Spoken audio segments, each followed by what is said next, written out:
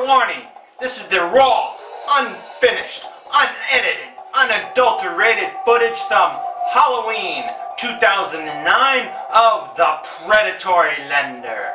And again, this is part 2.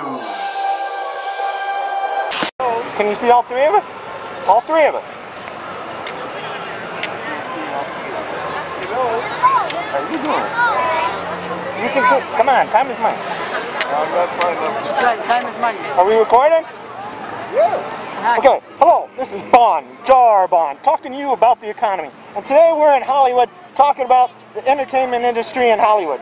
Now, with all the big entertainment companies taking business overseas like Canada or Hong Kong and other big Hollywood towns, how do you feel Hollywood is faring against this competition from around the world? Well, it's called runaway productions, and you know, a lot of actors not too happy with it, but what are you going to do? It's all about money.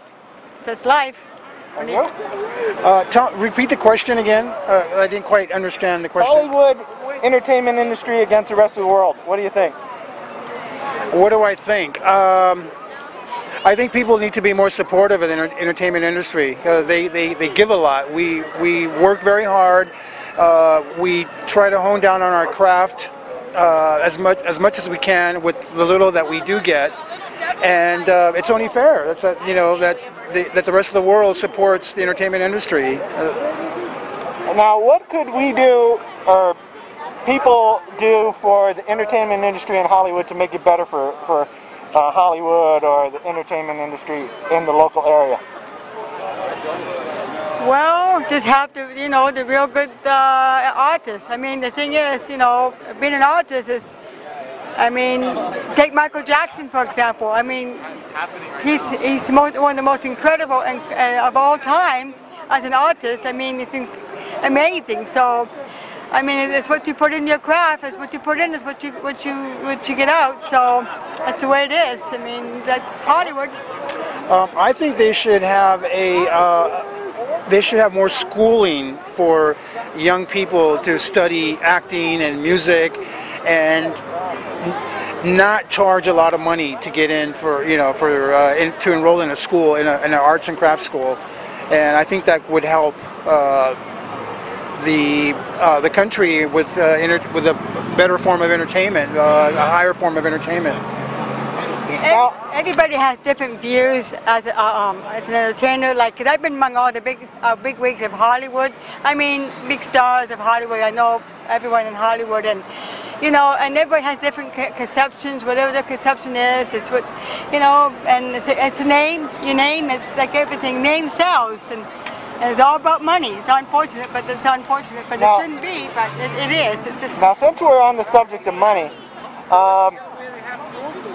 Big business is being criticized on Wall Street for high levels of executive pay.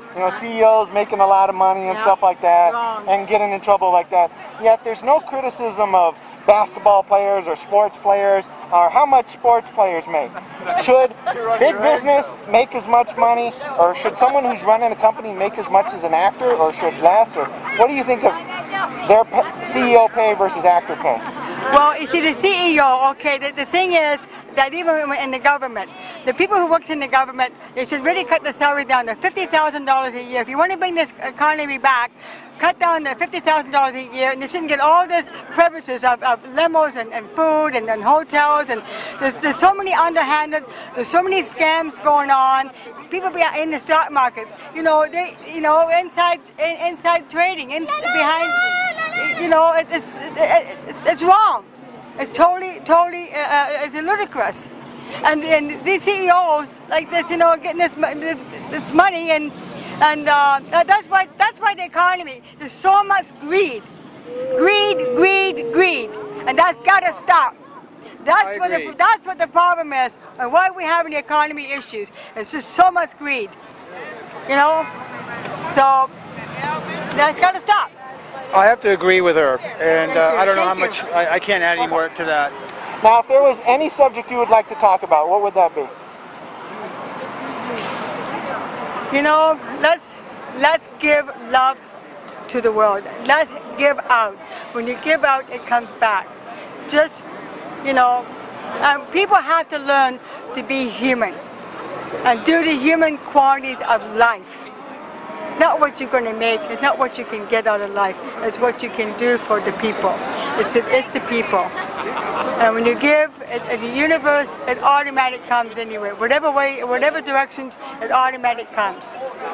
So. And I have to say, more spirituality. That's all I have to say. Yes. People are not very spiritual these days, and if they were, I think there'd be a lot less problems. Well, greed, that's the greed that's coming into it. And the housing crisis, and these banks lending mortgages for people that didn't even qualify. Then you're just going, you just show $2,000 of your income and you still get a mortgage. I know, I've been there, and that happened to me.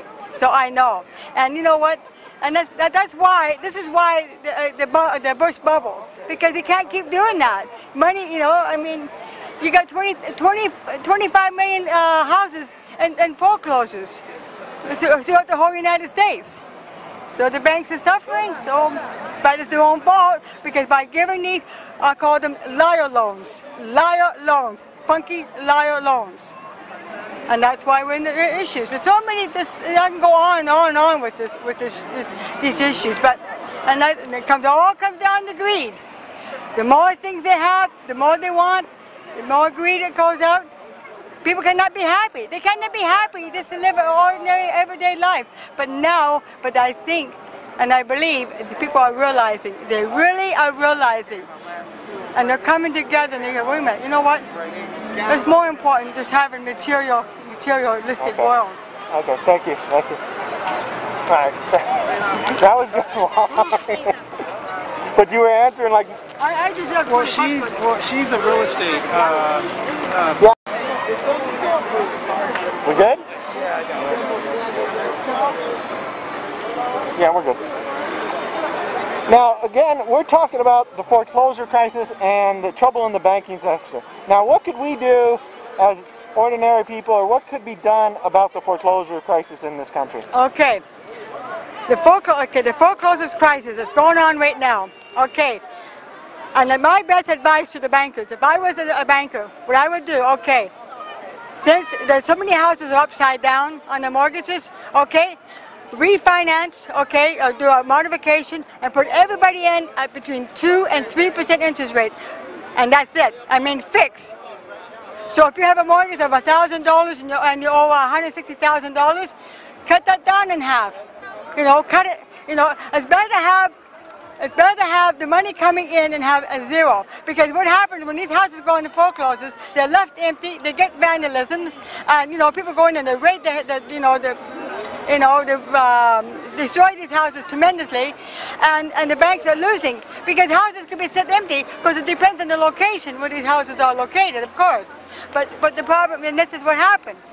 And so, but the banks would be smart. And see, this stimulus package that Obama was giving out was supposed to be for to help the homeowners, but it's not. This modification and scams, they're scamming. Oh, it costs $2,800 to get a loan modification. $2,800. It shouldn't, you know, and it doesn't work.